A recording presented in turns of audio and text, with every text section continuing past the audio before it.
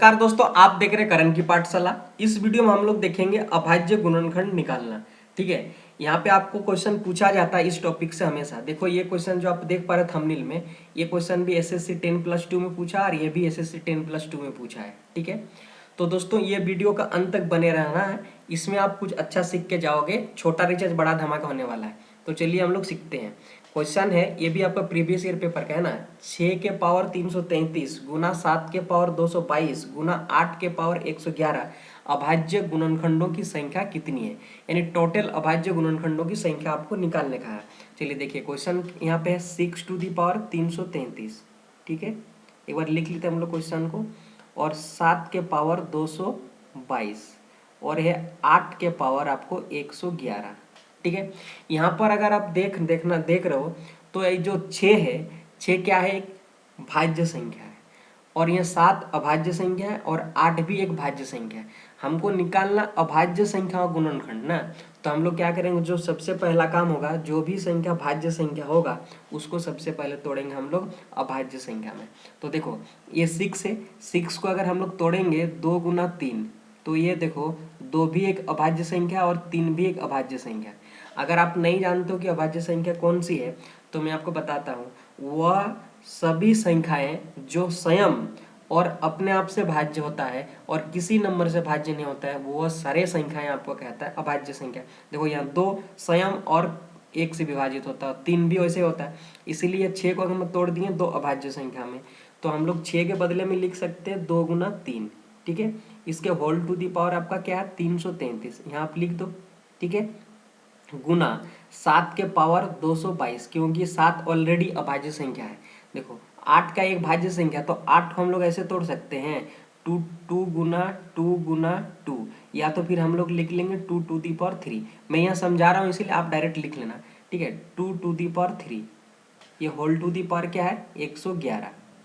देखो आगे करेंगे, ये जो ब्रैकेट दिया हुआ ना, ब्रैकेट का मतलब हुआ है कि ये जो संख्या 2 है और अंदर में 3 है, 2 का जितना अधिकार पावर के साथ है, 3 का भी उतना ही अधिकार है। तो हम लोग क्या लिखेंगे, 2 के पावर 333।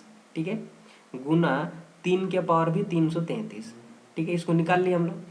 अब देखो 7 के पावर आपका 222 तो है, ये है, गुना आपको देखो 3, ये एक होता है आपका घातांक में रूल है, a to the power M whole to the power N है। तो जब हम लोग पावर को बाहर निकालते हैं तो ये पावर गुना हो जाता है, यानी a to the power M into N हो जाता है। यहाँ पर वही हम लोग प्रॉपर्टी यूज करेंगे, ये 3 को बाहर निकालेंगे तो क्या हो जाएगा, 333 हो जाएगा 333। अब देखो, और एक आपका गुणनखंड घातांक में रूल है कि ए टू दी पावर एम है ना, और ए टू दी पावर एन है।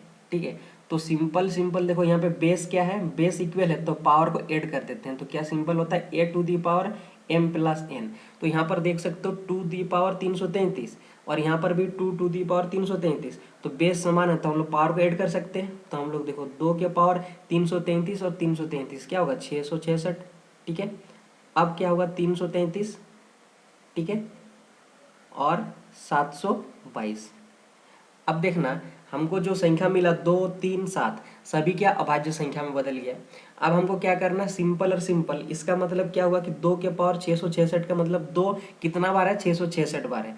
तो हम लोग क्या करेंगे, सिंपल और सिंपल पावर को ऐड कर देंगे तो हमारा कुल अभाज्य गुणनखंड संख्या निकल जाएगा। तो यहाँ पर 600, ठीक है, 66 प्लस 333 प्लस 222 ऐड कर दो, आपका निकल गया। देखो 2 3 5 5 6 11। ठीक है, और फिर 11 होगा इस वाला भी, 2 3 5 6 11 और 1 12। फिर 2 3 5 6 11 और 1 12, कितना होगा इस क्वेश्चन का राइट आंसर, 1221 अभाज्य गुणनखंड होंगे, 1221। तो इस क्वेश्चन का राइट आंसर बनेगा ऑप्शन सी डी, जो कि एसएससी 10+2 में पूछा था। ठीक है, समझे। चलिए और एक इससे रिलेटेड क्वेश्चन लेते हैं ताकि आपको थोड़ा बेहतर समझ में आए। देखो 25 to the power 10 into 24 to the power 20 गुना 26 टू दी पावर 25 में अभाज्य गुणन संख्याओं की कुल संख्या कितनी है, ये निकालना है। देखो ये क्या करेंगे हम, 25 और 25 होल टू दी पावर 10 गुना 24 होल टू दी पावर आपका है 20 गुना 26 होल टू दी पावर क्या होगा 25। देखो अब 25 को हम लोग 5 लिख सकते हैं, क्योंकि 25 एक भाज्य संख्या है। सबसे पहला काम है अभाज्य में बदलना, तो 5 एक अभाज्य संख्या, तो 25 को 5 लिख सकते हैं, इसका होल टू दी पावर क्या होगा 10, गुना ये देखो 24, इसको हम लोग लिख सकते हैं 3 गुना 8, और 8 के बदले 2 टू दी पावर 3 लिख सकते हैं। ठीक है, ठीक है, ये 20 हो गया। आप देखो ये 26 भी क्या है, एक भाज्य है, तो अभाज्य में पहले बदलना होगा हमको, तो उसको करेंगे कैसे, 2 गुना 13 26 हो जाता है। ठीक है, 2 भी एक अभाज्य और 13 भी एक अभाज्य, टू दी पावर 25। अब क्या करना, देखो ये पावर बाहर निकल जाएगा तो गुना हो जाएगा, 5 टू दी पावर क्या हो जाएगा 20 दोस्तों। और यहाँ पे होगा देखो इसका जितना अधिकार पावर के साथ इसका भी उतना ही अधिकार, तो देखो 3 के पावर क्या हो जाएगा 20, और गुना 2 के पावर कितना हो जाएगा 60। ठीक है, गुना देखो 2 के पावर कितना हो जाएगा 25, 2 के पावर 25, और गुना 13 का पावर 25। ठीक है, 13 का पावर 25।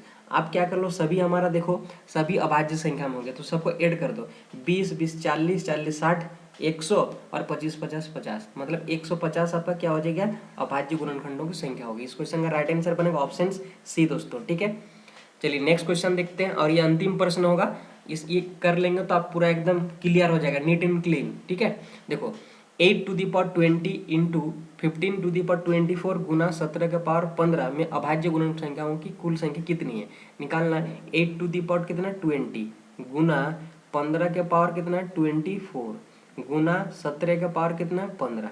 देखो यहाँ पर 8 क्या है, एक भाज्य संख्या, तो सबसे पहले इसको अभाज्य में करेंगे, तो 8 का हम लोग 2 टू दी पावर 3 लिख सकते हैं, इसका पावर क्या है 20, गुना देखो 15 एक भाज्य है, तो इसको हम लोग 3 गुना 5 लिख सकते हैं, भाज्य में बदल गया, होल टू दी पावर कितना 24। ठीक है, और ये 17, और 17 का पावर कितना 15। आप देखो 3 इसका बाहर निकालोगे तो 2 के पावर कितना हो जाएगा आपका 60 हो जाएगा, गुना 3 का जितना अधिकार 5 का भी उतना अधिकार, इसका मतलब 3 के पावर कितना 24 हो जाएगा, और यहाँ 5 के पावर आपका 24 हो गया, गुना आपका 17 के पावर 15। आप देखो जो संख्या सभी गुणनखंड जो है ये सभी अभाज्य है, तो पावर को सिंपल और सिंपल ऐड कर देंगे तो निकल जाएगा हमारा कुल अभाज्य गुणनखंडों की संख्या। तो 60 और ये इधर देखो 24 24 48 48 और 60 कितना हुआ 108, और 108 आप प्लस 15 123, 123 इस क्वेश्चन का राइट आंसर बनेगा। यानी टोटल अभाज्य गुणनखंडों की संख्या कितनी होगी इन संख्याओं का आपका 123, 123। तो इस क्वेश्चन का राइट आंसर बनेगा ऑप्शन सी। ऐसे ही ट्रिक्स और कॉन्सेप्ट के वीडियो पाने के लिए फ्रेंड्स मेरे चैनल को सब्सक्राइब करें, वीडियो यदि अच्छा लगा तो लाइक करें, शेयर कर दीजिए।